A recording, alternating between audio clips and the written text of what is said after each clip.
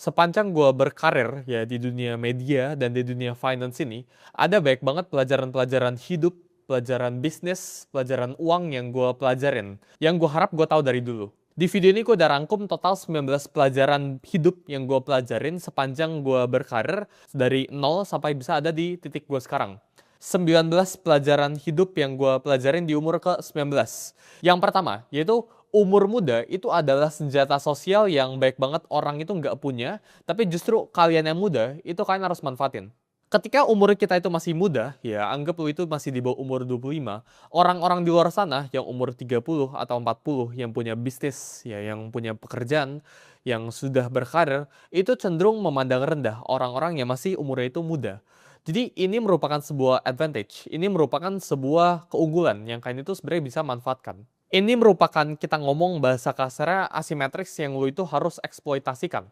Karena ketika umur lu itu masih muda, orang itu punya ekspektasi yang rendah sama lu. Sedangkan ya ketika umur lu itu udah 30, umur lu udah 40, orang itu udah mulai punya ekspektasi sama lu. Tapi ketika orang itu lu itu masih kecil, ya umur lu itu masih di bawah 25, kita ngomong orang itu meremehkan. Orang itu nggak punya ekspektasi apa-apa. Dan window ini akan segera tertutup ketika lu udah di atas umur 25. Jadi menurut gue, selagi lu umur 25 ke bawah, ya, lu harus belajar buat manfaatin situasi lu. Manfaatin bahwa lu itu masih muda, ya, dan orang lain ini bisa toleransikan ketika lu ini melakukan kesalahan.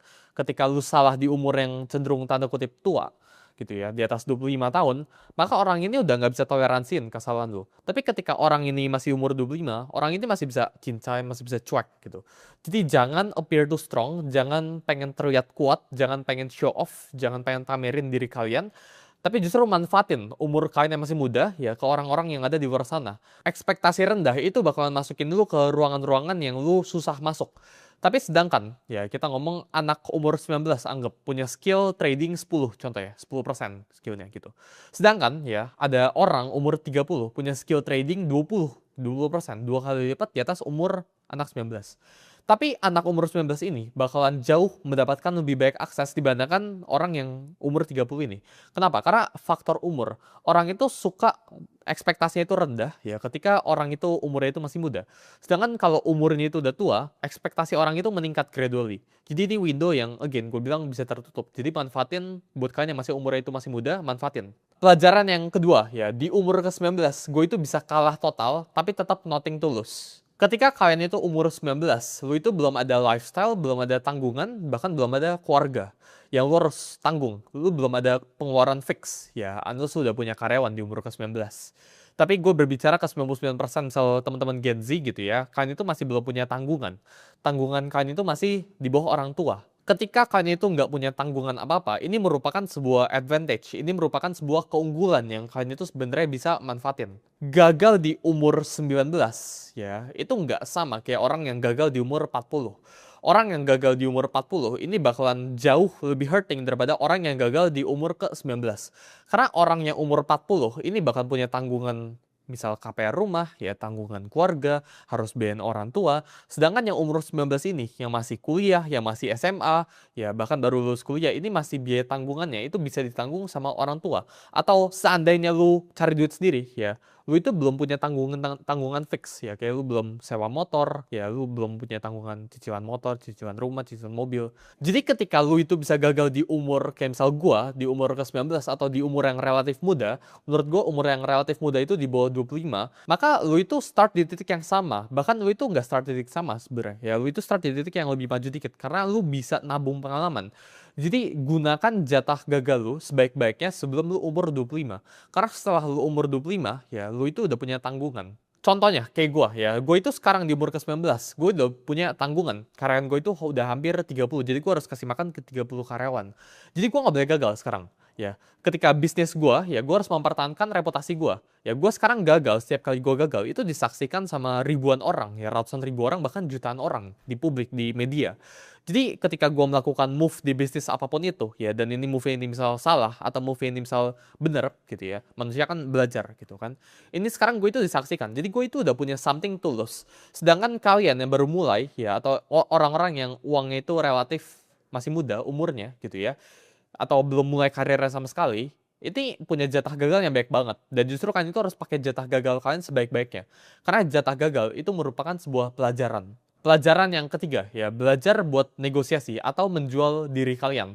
Gue sering banget lihat orang di luar sana ya mencoba buat negosiasi. Tapi kenyataannya negosiasi dan melamar itu dua hal yang berbeda. Kalau lu nggak punya sesuatu buat lu offer atau kalau lu posisi itu jauh di bawah orang yang lu pengen negosiasiin itu, maka lu itu bukan sedang bernegosiasi, lu itu sedang melamar, lu itu sedang meminta. Aturan gua ya, kalau lu nggak bisa walk away, lu itu nggak lagi negosiasi, lu itu lagi melamar. Maksudnya kayak gimana? Misal lu itu lagi pengen lamar kerja sama gua, yang sekarang lagi nonton gitu. Tapi ya lu itu nggak bisa walk away dari gua, ya lu itu terpaksa. Pilihan lu satu-satunya itu cuma ke gua ya pekerjaannya. Kalau lu nggak sama gua, lu nggak bisa kerja lagi sama tempat lain. Itu lu bukan sedang bernegosiasi. Ya, lu itu nggak ada negotiation power kita ngomong. Ya, lu itu nggak ada higher ground. Lu itu sedang melamar ke suatu pekerjaan. Misal gue punya bisnis, ya gue pengen deal sama bisnis A gitu. Tapi gue itu nggak bisa walk away dari bisnis A ini. Ya gue terpaksa harus bisnis sama A ini.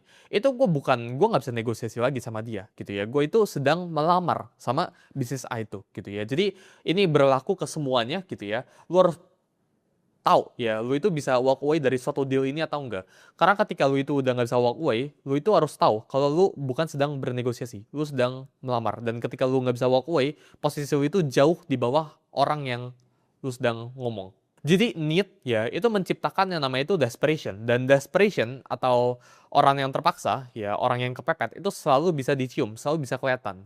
Solusinya itu gimana? Ya kalian itu sebelum masuk sebuah ruangan, lu itu tanya, apakah gue itu bisa walk away dari deal ini atau enggak? Ini berlaku ke semua ya, kehidupan kalian, bisnis kalian, karir kalian, semuanya gitu ya. Ketika lu nyadar orang yang lu lagi ngomong ini satu-satunya opsi lu nggak bisa walk away dari dia. Karena ketika lu walk away dari dia, lu nggak punya opsi apa-apa lagi, maka itu lu bukan negosiasi ya, lu langsung di bawah dia levelnya. Punya banyak alternatif ya itu bukan arogan, punya banyak alternatif itu perlindungan buat diri kalian sendiri. Pelajaran yang keempat ya, never ask first ya. Ini ada satu quote yang lumayan menarik ya. Ini mungkin terdengar itu arogan, tapi menurut gue ini lumayan nyata ke kehidupan gue ya, yaitu I don't chase, I attract. Ini menurut gue sesuatu yang kalian itu harus lakukan juga ya. Di hidup gue sekarang ya, gue itu hampir tidak pernah samperin orang ya, kecuali gue bener-bener butuh sama orang itu. Contoh kita ngomong ya, beberapa orang ya yang punya duitnya di sebelahnya T ya, gue bukan bilang mereka itu di bawah gue dan sebagainya, tapi banyak kan ya 99% of the time ya itu mereka yang reach out ke gue dulu ya buat either ngajakin podcast atau ngajakin makan gitu ya. Sangat jarang untuk gue itu datengin ke mereka ya, gue bisa gak networking sama lo gitu ya, atau enggak pekerjaan ya, simple ya, itu dari sisi networking. Tadi dari sisi pekerjaan itu gue nggak pernah tanya ke orang ada pekerjaan atau enggak ya. Yang gue lakukan itu pekerjaan itu yang datang ke gue, dan ini kondisi yang kalian itu harus bikin dalam hidup kalian. Jadi fungsinya kondisi ini tuh apa?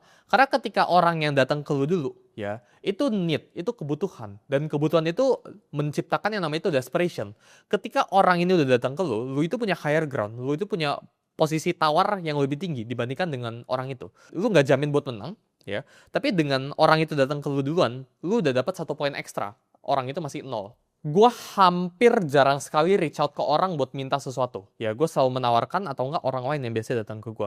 Dan menurut gue itu sesuatu yang kalian harus terapin dalam hidup kalian ya. Jadi belajar buat sabar ya. Karena orang yang punya value, emas itu juga pasti dicari ya. Emas itu nggak minta dicari tapi akan dicari. Berlian itu nggak minta dicari, tapi orang itu mau cari berlian gitu. Sama kayak hidup kalian, sama kayak kalian.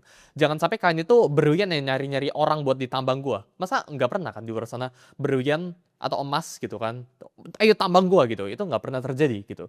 Yang terjadi itu apa ya, emas itu cuma diem tapi orang itu yang nyamperin. Nah dalam hidup kalian itu harus seperti itu, kan harus belajar punya value gitu ya, dimana orang itu bakal samperin ke kalian, bukan kalian yang samperin ke orang terus. Yang kelima ya, dunia itu sempit ya. Jadi belajar buat jaga reputasi lu, kayak ini cuma satu-satunya yang lu punya.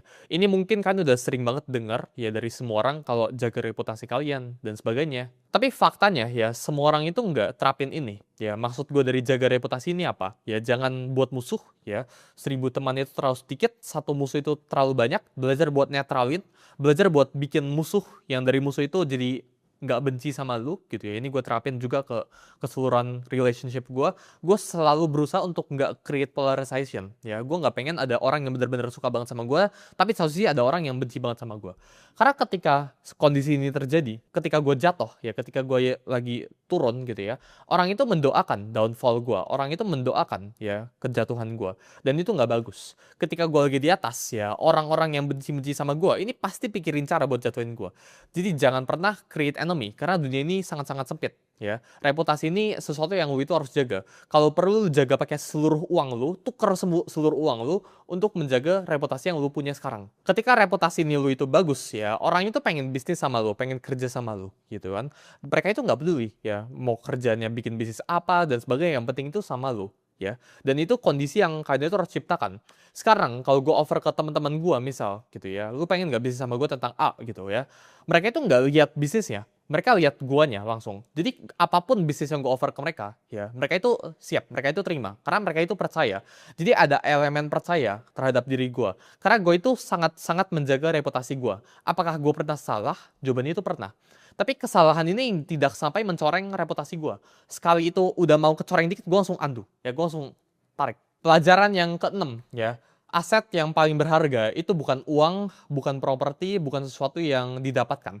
Tapi aset paling berharga itu diri kalian sendiri. Aset yang paling berharga itu sering nggak punya angka di laporan keuangan. Contoh, kayak gue pribadi sekarang ya. Mungkin kalian bisa lihat di luar sana, gue punya uang puluhan miliar, ya cenderung bisa net worth gue ada ratusan gitu ya. Gue punya mobil, gue punya jam tangan, gue punya aset, gue punya banyak banget gitu ya, Bitcoin dan sebagainya. Itu kan bentuk dari aset. Tapi menurut gue, aset ini itu adalah aset yang paling murah yang lu bisa punya.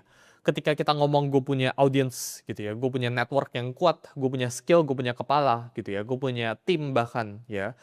Ini aset yang lebih mahal. Jadi urutannya itu aset ya, jadi kayak uang gitu ya, saham, kripto, terus ya mobil, jam tangan, semuanya bentuk itu gitu ya.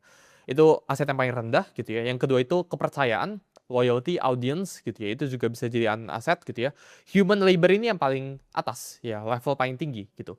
Karena ketika lu punya resource allocation, human labor ya, lu punya orang-orang terdekat lu yang bisa ngelakuin apapun itu. Orang-orang lu yang A+ kita ngomong, orang-orang yang hebat, maka ini aset terbaik lu.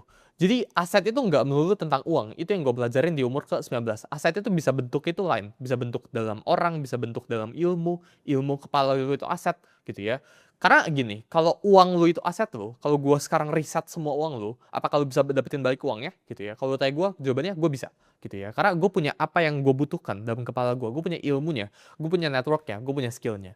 Jadi gue pribadi ya nggak pernah ngeliat diri gue itu seberapa kaya dari seberapa banyak uang yang gue punya ya. Karena menurut gue uang itu merupakan lagging indicator. Berapapun uang yang gue hasilkan detik ini, sekarang gitu ya, hari ini atau bulan ini gitu ya, itu tidak gara-gara gue bekerja hari ini. Itu gara-gara 3 tahun yang lalu ada Suli yang lagi kerja di kamarnya.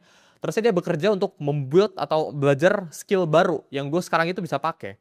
Gue sekarang bisa public speaking, gue sekarang bisa trading gitu ya. Itu bukan gara-gara hari ini gue bekerja, tapi gara-gara 1, 2 tahun, 3 tahun lalu gitu ya. Itu gue pelajarin sesuatu. Jadi uang itu adalah lagging indicator. Aset yang kalian punya itu skill.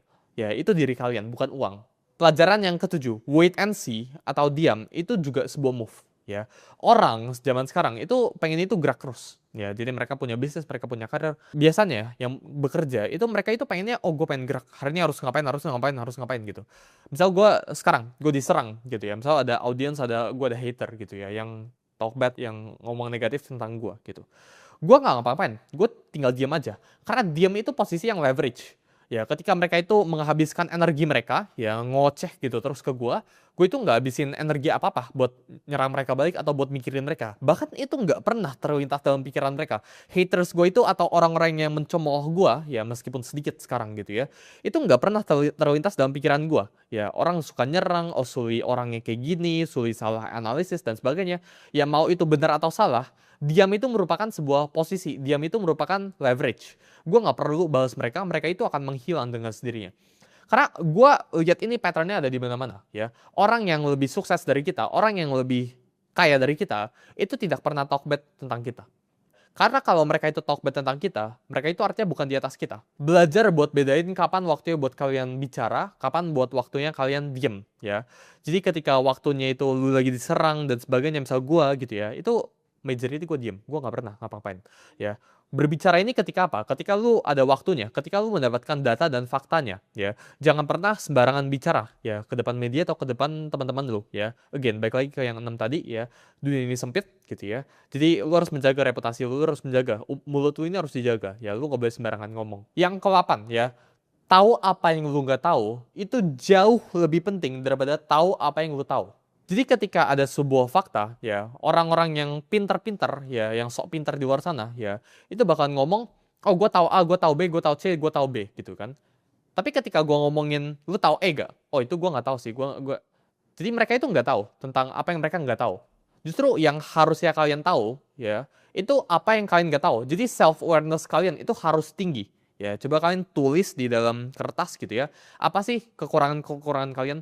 Tahu kelemahan kalian itu jauh lebih penting daripada tahu kekuatan kalian. Ya, artinya apa? Kalau lu tahu kelemahan lu itu apa? Ya berarti lu harus avoid, lu harus singkirkan. Ya ini jangan ada di hidup lu gitu.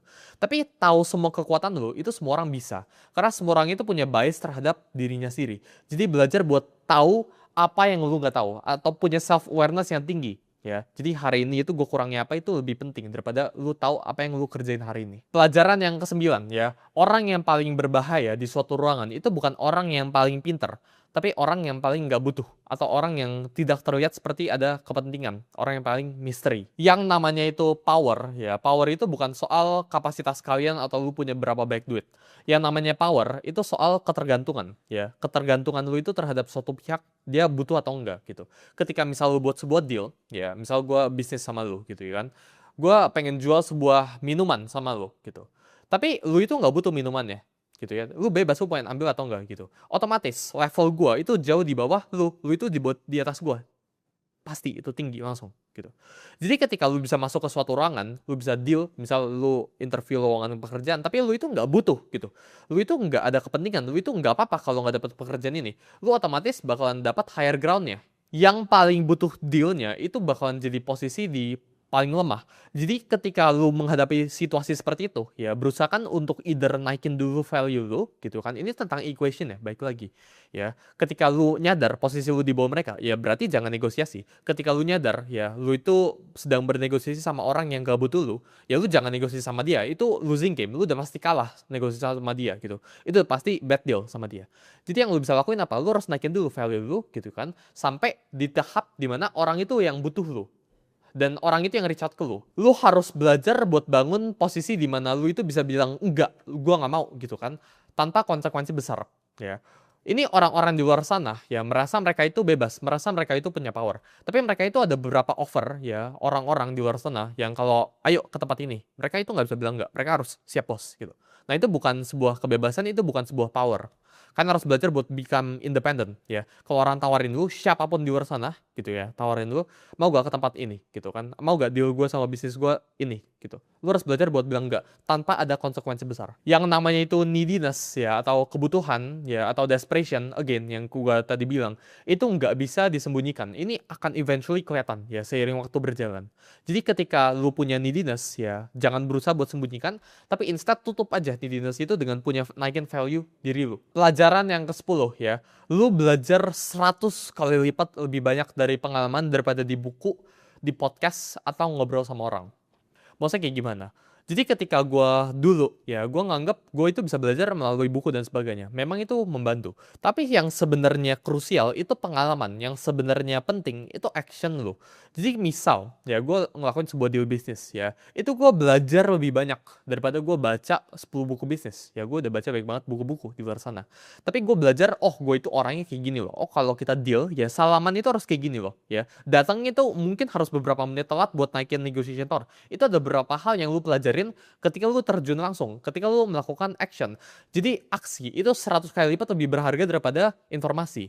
ya. Jadi ketika lu ngomongin lu baca buku dan sebagainya, ya itu membantu, tapi 1%.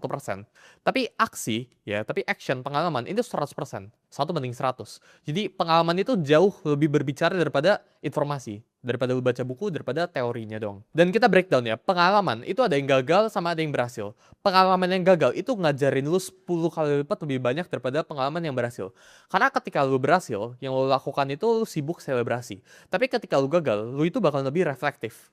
Ketika lu berhasil, lu itu bakalan punya bias ya. Oh, gue udah bener kok, ngapain gue improvisasi diri gitu kan. Ngapain gue improve diri gue. Tapi ketika lu lagi gagal, ya lu bakalan belajar lebih banyak. Jadi pengalaman itu 100 kali lipat lebih baik daripada informasi ya. 1 banding 100. Tapi pengalaman yang gagal itu 10 kali lipat lebih bagus daripada pengalaman yang benar. Yang ke-11 ya, ini merupakan salah satu pelajaran yang gue pribadi pelajarin. Ya, ini salah satu yang penting mungkin dari 1 sampai 19 ini. Ya, one of the most crucial. Ya, yaitu dunia ini itu nggak kasih lo reward berdasarkan lo itu benar atau salah. Terkadang ya kita lihat di luar sana, ya orang itu kan suka nilai, oh benar itu sama dengan mendapatkan uang atau mendapatkan reward. Salah, ini lo mendapatkan konsekuensi atau hukuman. Ya itu teorinya kayak gitu. Tapi faktanya itu enggak. Terkadang ya lu itu bisa banget bener 100%, tapi lu nggak dapat uang. Atau lu juga bisa rugi, lu bisa keluar uang. Ada juga posisi di mana lu itu salah banget ya, move lu di bisnis atau di pekerjaan lu udah salah gitu ya, lu udah aneh, ngaco, move-nya nggak jelas gitu ya. Tapi justru lu bisa mendapatkan uang. Jadi bener itu bukan berarti reward ya, salah itu bukan berarti hukuman. Yang gue pengen kalian di sini pelajarin ya, ini ketika lu itu melakukan kebenaran ya, bener lu itu belum tentu di reward sesuai dengan apa yang lu lakukan. Reward itu didistribusikan bukan berdasarkan moral ya, tapi berdasarkan lu itu ngelakuin apa. Jadi menurut gua ya, berhenti buat nunggu validasi dari dunia ini ya, dunia ini bilang bener, salah dan sebagainya, itu nggak ada korelasinya sama lu mendapatkan uang, lu jadi sukses, lu berhasil atau enggak. Pelajaran yang ke-12 ya, never appear too strong ya, karena emosi terkuat ya, itu bentuknya itu envy, keirian. Iri itu bentuk yang bisa menggerakkan semua orang. Kekuatan yang terlalu kuat itu mengundang yang namanya itu ancaman, bukan respect. Orang itu jadi iri melihat lu. Ini gue belajar ya. Dulu bokap gue ya itu minta gue nonton sebuah series namanya Samkok, Chinese drama lah gitu. Ini dulu real gitu. Jadi dulu ya ada sebuah kerajaan yang rajanya itu meninggal. Terus saya ada sebuah kerajaan lain yang nyerang kerajaannya. Itu udah siap-siap, udah kudanya semuanya, pasukannya udah maju gitu. Penasehat hukumnya, penasehat perangnya ya, itu bilang ya kita buka aja semuanya gitu kan. Kita never appear too strong ya. Kita buka aja pintunya gitu ya, buka lebar-lebar gitu ya, biarin mereka serang. Kita buat seakan-akan kita itu bebas gitu ya. Lu mau serang kita, kita nggak siapin defense sama sekali gitu kan. Kita don't appear too strong, kita appear weak gitu. Tapi justru ya ini merupakan reverse psychology, di mana orang-orang ya di luar sana ya, raja-raja kerajaan ini yang pengen nyerang itu justru batal nyerang, gak jadi nyerang. Kenapa? Karena kerajaan ini justru takut ya, ini apa, ini jebakan, ini pintunya dibuka gitu kan, ini nggak ada archery dan sebagainya. Padahal kenyataannya ini nggak ada jebakan sama sekali, ini cuma mereka buka aja. Tapi mereka itu menggunakan strategi ini, appear weak ya, never appear too strong. Yang paling powerful itu adalah ketika lu bisa terlihat biasa-biasa saja, tapi di belakang lu itu powerful semua. Itu yang lu sebenarnya harus lu achieve, bukan lu terlihat kuat banget dari depan gitu ya. Karena kalau lu terlihat terlalu kuat dari depan, orang itu bakal cari cara buat serang lu gitu kan. Karena orang itu iri gitu kan. Sama kayak misal gaji. Gaji itu kenapa lu jangan umbar-umbar? Ini gue udah sering banget dibilang beberapa di YouTube channel gue. Karena ketika misal gaji lu 100 juta, orang yang denger lu gajinya di bawah 100 juta, orang itu bakal iri sama lu dan bakal cari cara buat tarik lu ke bawah. Itu crab mentality namanya. Tapi ketika gaji orang itu di atas lu, orang itu bakalan ngeremehin lu. Jadi sharing gaji lu, sharing power lu, itu nggak perlu. Ya, never appear too strong. Yang ketiga, ya ini tentang saham di perusahaan, yaitu punya valuasi versus punya cash itu dua hal yang berbeda. Orang di luar sana sering valuasiin perusahaan mereka. Oh, perusahaan gue itu punya beberapa perusahaan di dalamnya gitu kan. Ini kalau lo hitung ya valuasi gue ya 100M, berarti kekayaan gue 100M. Tapi kekayaan 100M versus lo punya liquid cash 100M ini jauh beda banget levelnya. Orang yang punya 50 miliar cash hari ini juga versus orang yang punya 100 miliar valuasi, menurut gue itu lebih kaya orang yang punya 50 miliar cash. Karena belum tentu lu bisa jual perusahaan lu yang punya valuasi sekian puluh miliar atau ratusan miliar atau triliunan. Karena valuasi itu sangat bergantung sama yang namanya itu foundernya. Valuasi itu basically foundernya. Ya mungkin itu bisa bilang valuasi diri lu, bukan valuasi perusahaan lu. Jadi valuasi on paper nggak boleh lu lihat sebagai kekayaan lu. Ya on paper ini ya on paper. Bahkan lu harus diskon 50% jauh gitu. Sedangkan cash ini lebih kuat. Ya cash itu the strongest form of wealth. Pelajaran yang ke-14 ya, berani itu lebih penting daripada lu jadi siap atau lu pintar. Gue lihat baik banget orang-orang yang pintar, orang-orang yang udah siap di luar sana, orang-orang yang kompeten, tapi mereka itu nggak berani di luar sana. Jadi mereka itu nggak bakal gerak dari tempat mereka. Padahal otak mereka itu lebih pintar dari gue. Gue punya baik banget teman-teman gue yang di luar sana, yang isi kepala mereka itu lebih pintar dari gue. Tapi mereka itu nggak berani kayak gue. Siap atau pintar itu adalah ilusi yang dibuat sama orang malas yang nggak mau mulai. Orang yang bisa menang dalam dunia ini itu adalah orang yang bisa hidup dalam ketidakpastian. Semakin banyak uncertainty, semakin banyak ketidakpastian yang lu bisa toleransi, semakin berani lu, ya, maka semakin sukses diri lu. Kita ngomong kayak, lihat sekarang ya kejadiannya, Elon Musk. Elon Musk itu uncertainty itu tinggi banget. Elon Musk kan dibilang punya kekayaan $1 triliun, ya, the world's first trillionaire, katanya kayak gitu. Tapi kalau kalian fact check ya, 1T, ya, $1 triliun US dollars gitu ya, itu nggak bisa dicairin. Dan uncertainty Elon Musk ini besar sekali. Elon Musk ini nggak bisa dan nggak akan dibayar unless dia itu taruh 1 juta orang di Mars. Gitu. Jadi uncertainty yang dia makan itu besar sekali, maka reward yang dia akan dapat itu semakin besar. Pelajaran hidup yang ke-15 yang gue alamin dalam hidup gue, ya. Semua orang di dunia ini itu digerakin sama yang namanya itu kepentingan. Bahkan orang yang lu paling percaya pun. Orang yang paling pure dalam hidup lo itu cuma keluarga lu. Setiap orang itu punya agendanya masing-masing, ya, percaya atau enggak, kelihatan atau enggak gitu ya. Setiap orang itu punya kepentingan ya masing-masing. Begitu lu mulai tanya, ya, setiap lu ngobrol sama orang ini kepentingannya apa buat hidup gua? Atau dia itu pengen apa sih dari gua? Dia itu kepentingannya itu apa sih buat bisnis dia, buat karir dia? Ketika lu udah dapet itu, maka lu bisa lihat situasi itu lebih clear. Misal lu lagi lowongan kerja gitu ya, lu interview gitu kan.